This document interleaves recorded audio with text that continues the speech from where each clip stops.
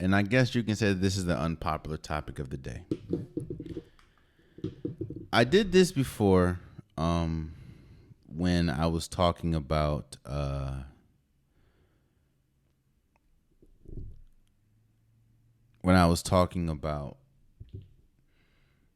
DeMarcus Cousins. There's a handful of players that is not in the NBA anymore that obviously is good enough to be in the NBA. DeMarcus Cousins was one of them. Is one of them because he's still not in the NBA. Dwight Howard's another one. And I talked when I was talking about DeMarcus Cousins, I said that perception is everything in sports. You can be as great as you are, and honestly, you can be a quote unquote problem if you're talented. I always hearken back to Antonio Brown. Antonio Brown was a headache everywhere he was. The difference and the thing about Antonio Brown is he's also arguably one of the greatest wide receivers the NFL has ever seen. So, of course, he's going to get shot after shot after shot after shot. I told DeMarcus Cousins that if he wants to get back in the league, he has to find a way to change the perception about him.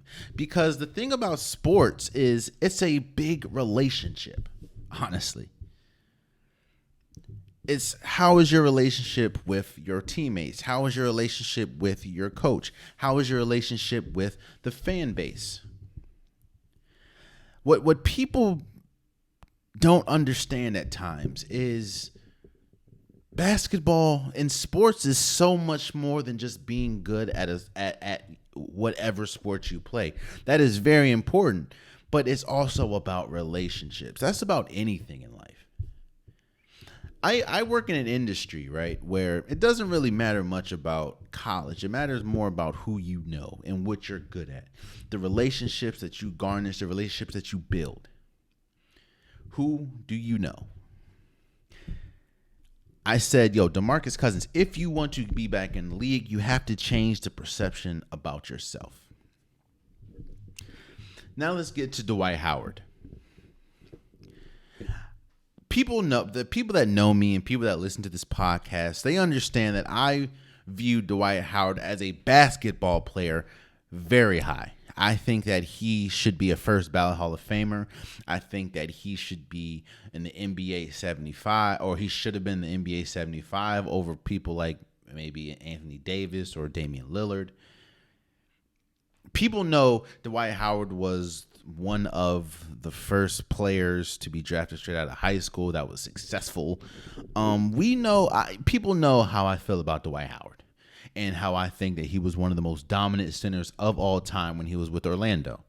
And his career was criminally robbed by not only injuries, but it was robbed by how successful he was. And what I mean by that is it's very hard to ask someone to change something and to develop something when you've been uberly successful at what you're doing.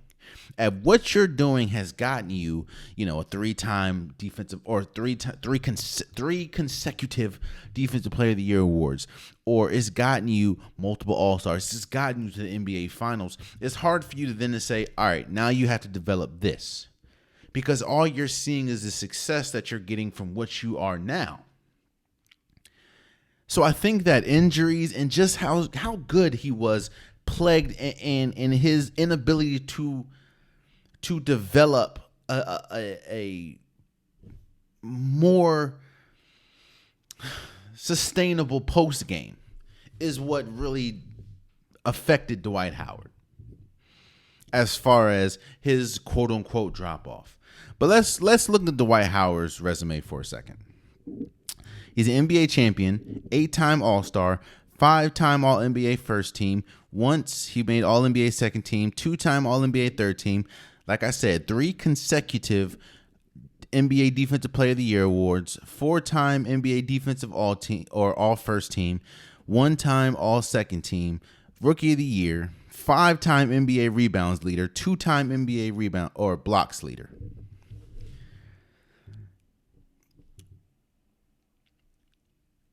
The reason why Dwight Howard is not in the NBA right now. Now, of course, all this has been sparked because the Golden State Warriors are having a meeting with Dwight Howard. Because we know the Golden State Warriors lacks height and just needs height. And Dwight Howard, of course, is 6'11", or 6'10", 6'11", he could definitely help. The reason why Dwight Howard is not in the league is because of perception.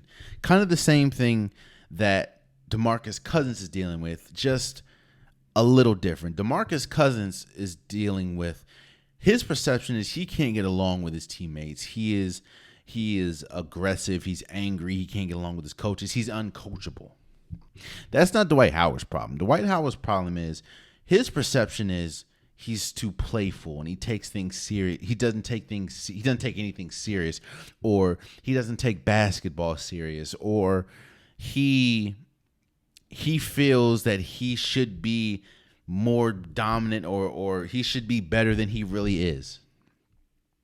Like, you get on a team with Kobe Bryant and you think that you deserve to have more shots than him. You get on a team with James Harden in his prime and you think you deserve more touches than James Harden.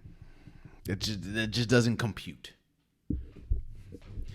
If we're just talking about pure skill, Dwight Howard deserves to be on an NBA team, especially when you see the players that are an NBA team. But listen to this. A player that is an NBA, that is a 3-time defensive player of the year and has all the accolades and one of the greatest defensive centers we've ever seen. Dwight Howard will go down. I'll say it again. He will go down as one of the greatest defensive players we've ever seen in basketball. And he's only, how old is Dwight Howard? He's only 37. Ooh, shit. 37.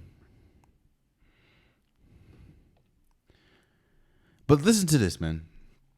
A player that dominant. And remember his Orlando years. Dwight Howard played for Orlando, the Lakers twice, Houston, Atlanta, Charlotte, and the Wizards. Oh, and the 76ers. Completely forgot about that. And now playing for, playing in Taiwan. Dwight Howard. I think it's a little too late for him to develop a solid, post game. But if you want to get back on an NBA team, the way to do that is to allow people to know that you can adapt and you can be what the team needs you to be. Because imagine if you go to Golden State, you're going to be important, bro. And it's about perception. If you, again, just like I said about DeMarcus Cousins, Dwight Howard, if you can change the perception that people have about you, you can change the outcome of situations like this. Oh, man, you stayed to the end of the video. I appreciate you. If you like what you saw, be sure to hit that subscribe button so you'll never miss any content from your boy. You can also go back and watch past episodes, past clips, and don't forget that the Unpopular Podcast, new episodes drop every Wednesday and Saturday. Appreciate you.